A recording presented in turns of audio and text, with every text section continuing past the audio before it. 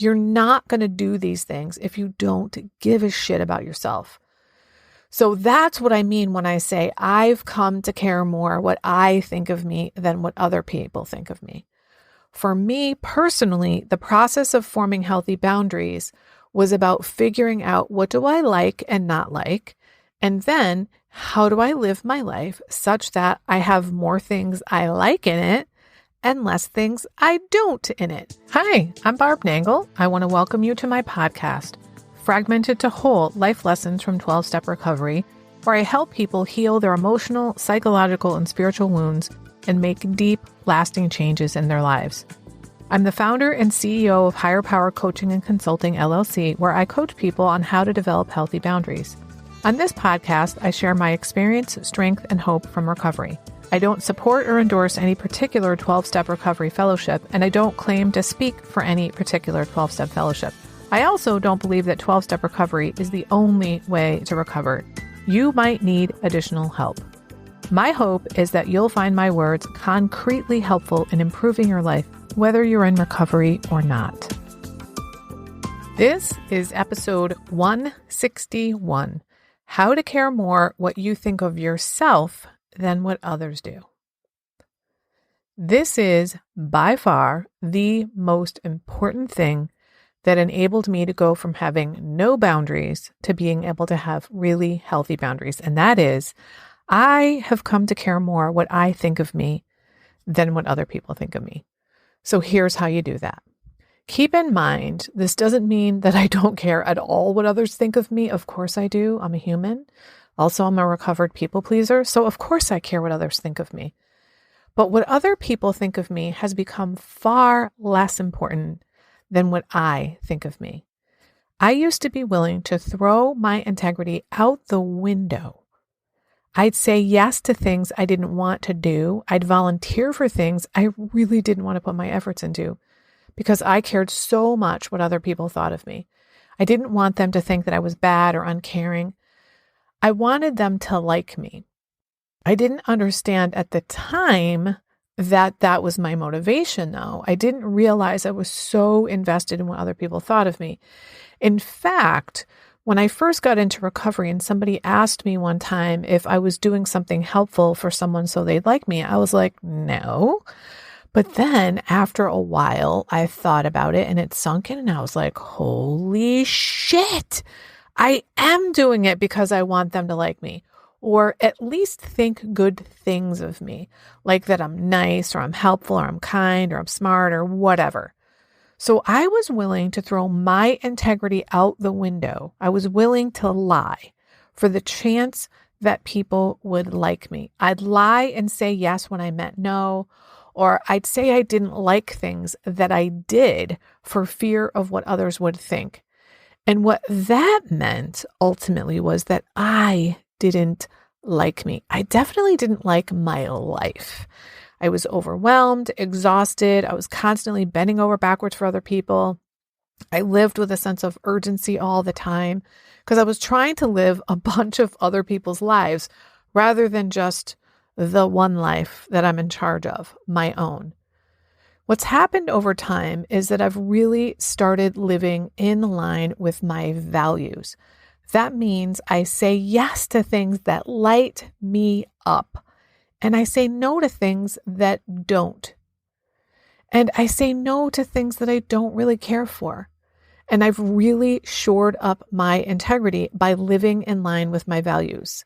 And what that means is I like me. I like myself now because I'm no longer lying and because I'm doing things that light me up and I'm not doing things that drain me. I live in line with my values. For example, I don't lie anymore. And I do things that are important to me and I don't do things that go against my values because I'm afraid of what others will think if I don't go along with them. And it's a lot easier to stand up for yourself when you actually like yourself. If you want to live on purpose and have your own back, you're not going to do these things if you don't give a shit about yourself. So that's what I mean when I say I've come to care more what I think of me than what other people think of me. For me personally, the process of forming healthy boundaries was about figuring out what do I like and not like, and then how do I live my life such that I have more things I like in it and less things I don't in it. And then how do I communicate that to other people? There's an experimentation that has to go on with figuring all this out, especially if you've been a lifelong people pleaser like I was. You don't really know exactly what you like. You've probably heard me talk about how I was a Giants football fan twice and a Cowboys football fan twice and a Patriots fan twice, but really, I don't give a shit about football. I really don't like football, but I wouldn't even allow myself to know that because whoever I was dating was into football. You may have also heard me talk about music. In my family, I was told rock and roll is real music. Now that I have healthy boundaries, I've realized I like dance music and pop music and indie rock. But I didn't know these things because I had been given preferences by my family, or I took on the preferences of the people I was dating because that's just what I knew how to do. So I had to figure out what I liked in order to be able to set boundaries around that stuff. So the whole process was me getting to know myself. I like this. I don't like that. Here's what I want, like, need, prefer, what I value, what's important to me. And that has to come through a process of experimentation. One thing I did early on in recovery was I took singing lessons. And it turns out I fucking hate singing lessons. I don't like singing scales and doing vocal exercises. I like singing. But I didn't know that until I tried it. So now that I know myself, that's when I can stand up for myself because I know who I am. I know what's okay and not okay with me. And all that helped me to care much more what I think of me because I now know I am an honest woman of integrity. I'm living in line with my values, so what you think of me isn't so important anymore. When I feel really good about myself, especially if I'm clean with God, and I know I've done the right thing, then there's not much that can compare to that. Now, recently, I was involved in a potentially sticky situation, and the way I handled it was with complete honesty and transparency. I directly communicated with the people involved. In fact, after all this went down, I had a conversation with a friend in recovery, and I said to her, I am so fucking proud of myself because I didn't gossip, I didn't manipulate, I didn't withhold information, I didn't get all charged up about what was going to happen. I just knew what the right thing was. This never would have happened before recovery. Like the promise from the AA Big Book says, we will intuitively know how to handle situations which used to baffle us. This was a perfect example of that. Now, here's the thing. Not long after I got off that call with that fellow in recovery, I got an email where the person said some things about my response to the situation that made me feel wrongly accused. And of course, I had a reaction to that. That never feels good. But I really looked at my behavior and I crafted a response back to the person. And the thing was, I feel 100% clean between me and God. Others can think of me whatever they want. They may think bad things of me, and it's a shame if they do. But I am 100% clear that I've done nothing wrong. I'm a good and decent person. I cleaned up my side of the street. I accessed my higher power throughout the whole process. I prayed for the other people involved numerous times, and I wished them all well. So going through that kind of stuff helps you to really care much more what you think of you than what others do, because they can't possibly see that whole process. And that's what it looks like to live in line with your values. In 12-step recovery, we call that practicing these principles in all our affairs. In other words, we do the right thing to the best of our ability all the time.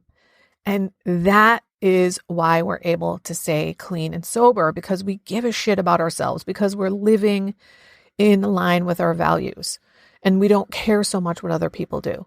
Because I can't do anything better than my best. I can't do anything better than seek God's will for me and then follow what I believe God's will to be.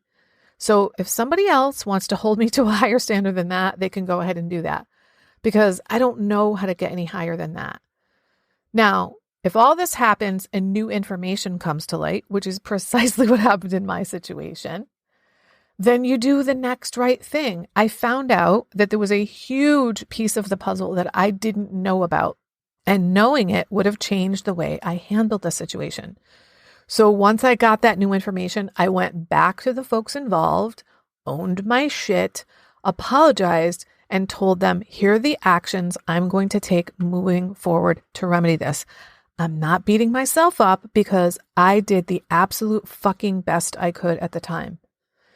Now, if you really want to move from caring way too much what other people think of you to caring what you think of yourself, I strongly encourage you to get clear on what your values are, and then start living your life in line with those values.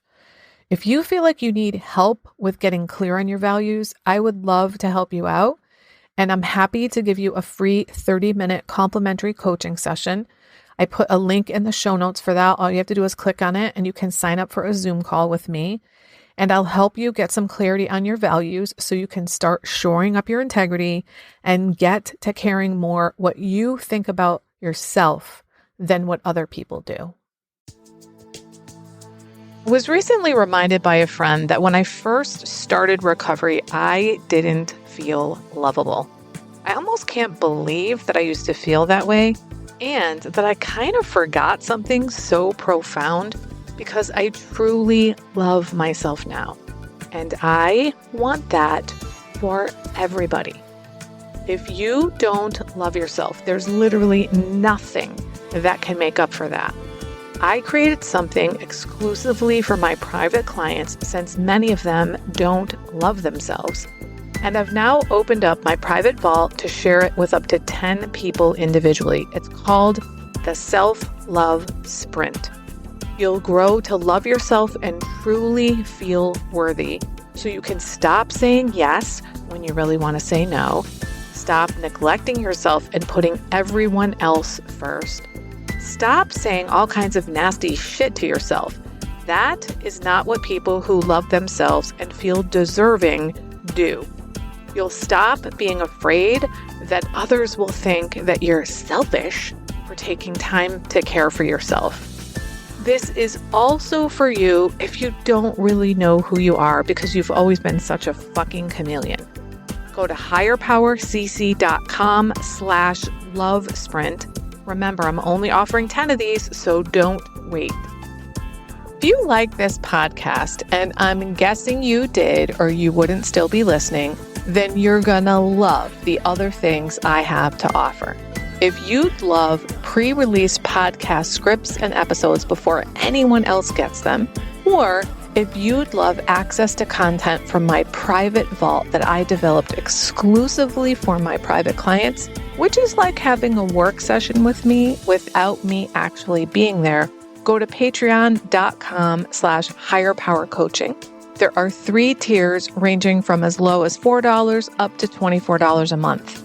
You'll also love my weekly newsletter, Friday Fragments, which has content very similar to the podcast. You can check it out at fridayfragments.news. That's fridayfragments.news. Please like and subscribe to my podcast on your favorite podcast outlet. I'd also love it if you'd leave a review, which you can do either in the show notes or on Apple Podcasts. It really helps other people find my podcast so they can get the benefits you've gotten from listening. If someone came to mind when you listen to this particular episode, please share it with them. And my favorite place to hang out on social media is Instagram. I'm at Higher Power Coaching. Please DM me there. I'd love to hear what you got from this episode. I run group and private coaching programs on building healthy boundaries. Whether you need help with boundaries in your personal, professional, or romantic life, I can help. Head on over to barbchat.net, where you can hop onto my calendar for a free 30-minute Better Boundaries consultation. My ideal client is someone who is ripe for change. If that's you, I would love to work with you. My goal with all my work is to help you make lasting changes in your life, like I've made deep, lasting changes in my life. Remember, it's never too late to recover.